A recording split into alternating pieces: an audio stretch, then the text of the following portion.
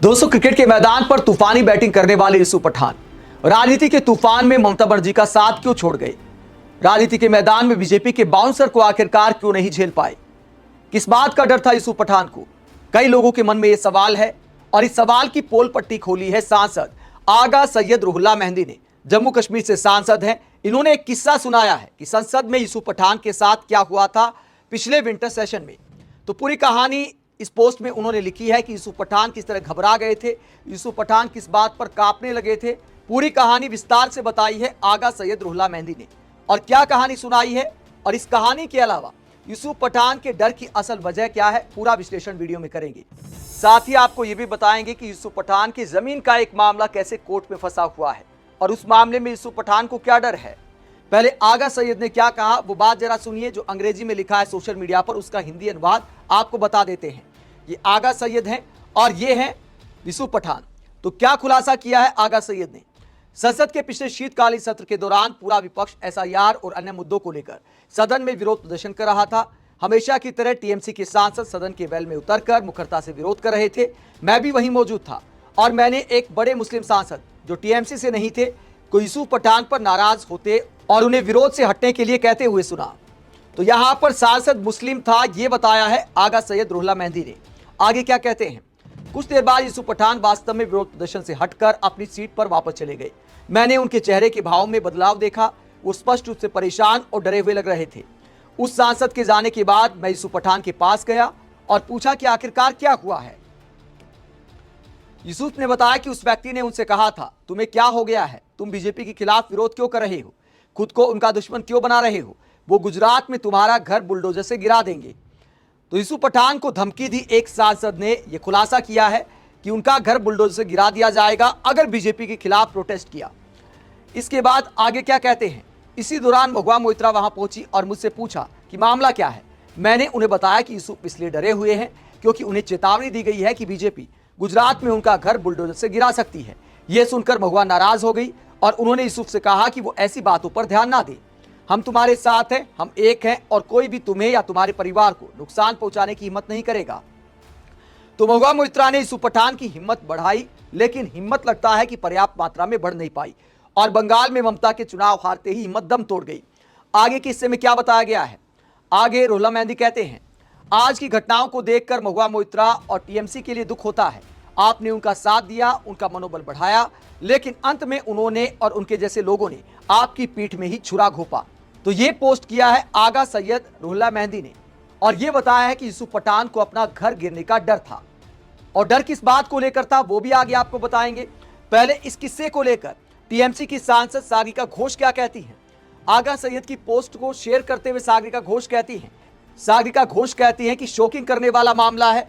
Bulldozer जनता party को expose कर दिया है एक सांसद ने और यह खुलासा किया है कि प्रोटेस्ट मत करो, तुम्हारा घर बुलडोजर से गिरा दिया जाएगा। क्या यही वजह है कि यूसुफ पठान जोड़ी नंबर 1 के सामने खड़े नहीं हो पाए? और क्या मीडिया इस मुद्दे पर सवाल करेगा? जोड़ी नंबर 1 किसके लिए इस्तेमाल किया है? अमित शाह और पीएम मोदी के लिए शायद इन शब्दों का इस्तेमाल किया है सागरिका घोष ने। अब आपको बताते हैं कि यूसुफ पठान को आखिरकार घर का डर क्यों लगा होगा, क्योंकि घर को लेकर एक पेच फंसा हुआ है। मामला है अतिक्रमण का। उसे लेकर कोर्ट में हार का सामना भी कर चुके यूसुफ पठान। पूरा मामला क्या है? अलग यूसुफ पठान जमीन केस है क्या, पूरा मामला आपको बताते हैं। 2012 में जमीन खरीदने का एक प्रस्ताव यूसुफ पठान ने बड़ोदरा नगर निगम को दिया। क्या पूरा मामला है? यूसुफ पठान ने बड़ोदरा नगर निगम यानी बीएमसी से अपने बंगले के पास स्थित लगभग 978 वर्ग मीटर जमीन खरीदने की अनुमति मांगी। उन्होंने तर्क दिया कि वो और उनके भाई इरफान पठान अंतर्राष्ट्रीय क्रिकेटर हैं, इसलिए परिवार की सुरक्षा के मद्देनजर यह जमीन उन्हें आवंटित की जाए, यानी डिमांड की जमीन की। लेकिन जब तक आवंटन आया भी नहीं था उससे पहले क्या हो गया? बड़ोदरा नगर निगम ने एक प्रस्ताव पारित कर इस जमीन को बिना नीलामी के यूसुफ पठान को बेचने की सिफारिश की। जमीन की कीमत 57,270 रुपए स्क्वायर मीटर तय की गई और प्रस्ताव को अंतिम मंजूरी के लिए राज्य सरकार के पास भेजा गया। गुजरात सरकार ने बीएमसी के प्रस्ताव को मंजूरी देने से इनकार कर दिया। सरकार ने जमीन आवंटन का प्रस्ताव अस्वीकार कर दिया, जिससे यूसुफ पठान का उस जमीन पर मालिकाना हक पाने का रास्ता बंद हो गया। तो यह सरकार की तरफ से किया गया, लेकिन उस बीच यूसुफ पठान ने क्या कर दिया था? मंजूरी मिलने से पहले ही निर्माण कर डाला। क्या हुआ? राज्य सरकार द्वारा प्रस्ताव खारिज किए जाने के बावजूद यूसुफ पठान कथित तौर पर उस जमीन का उपयोग करते रहे।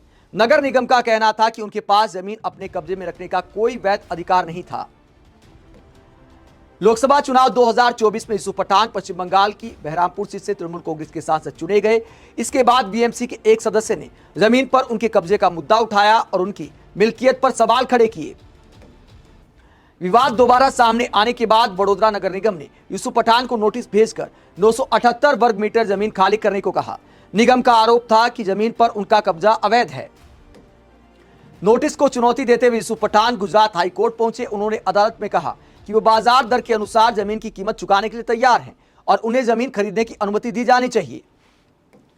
यूसुफ पठान के जवाब में नगर निगम ने अदालत में दलील दी कि राज्य सरकार पहले से ही जमीन बेचने का प्रस्ताव खारिज कर चुकी है।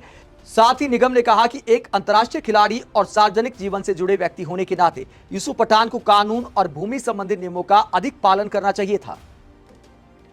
जस्टिस मोना भट्ट की अदालत ने यूसुफ पठान की याचिका खारिज कर दी। कोर्ट ने कहा कि याचिकाकर्ता को जमीन अपने पास रखने का कोई कानूनी अधिकार नहीं है और नगर निगम का यह कहना सही है कि जमीन पर अतिक्रमण किया गया है। कोर्ट ने सख्त टिप्पणी करते हुए कहा कि कोई भी व्यक्ति चाहे वो कितना भी प्रसिद्ध या प्रभावशाली क्यों न हो, कानून से ऊपर नहीं हो सकता। कोर्ट ने यह भी कहा कि राष्ट्रीय स्तर पर देश का प्रतिनिधित्व करने वाले लोगों की जिम्मेदारी और अधिक होती है तथा सरकारी जमीन पर अतिक्रमण किसी भी परिस्थिति में स्वीकार्य नहीं है। गुजरात हाईकोर्ट ने यूसुफ पठान को विवादित जमीन खाली करने का आदेश दिया है। साथ ही वडोदरा नगर निगम से उम्मीद जताई है कि वो कानून के अनुसार आवश्यक और सख्त कार्रवाई करेगा। तो गुजरात हाईकोर्ट ने यूसुफ पठान को कड़ी फटकार लगाई है कि आप बिना मंजूरी के जमीन पर कब्जा कैसे कर सकते हो, आप बाउंड्री खड़ी कैसे कर सकते हो। तो ये पूरा घर का मामला है, शायद इसीलिए धमकी का डर लगा होगा यूसुफ पठान को। जैसा कि आगा सैयद रुहुल्ला मेहंदी ने खुलासा किया है कि संसद में यूसुफ पठान कांप रहे थे और महुआ मोइत्रा ने उनकी हिम्मत बढ़ाई। तो तरह तरह के अपने अपने डर हैं। कुछ यूसुफ पठान के डर होंगे, सयानी घोष के डर होंगे, और भी सांसदों को किसी बात का डर होगा, तभी ममता बनर्जी का साथ छोड़कर गए हैं। और पीएम मोदी को कोसकर चुनाव जीतने वाले अब कहते हैं कि पीएम मोदी के साथ भारत निर्माण करेंगे, पीएम मोदी की अगुवाई में देश के लिए काम करेंगे। तो आप चुनाव किस बिहाफ पे जीते थे? आपने चुनाव में क्या भाषणबाजी की थी?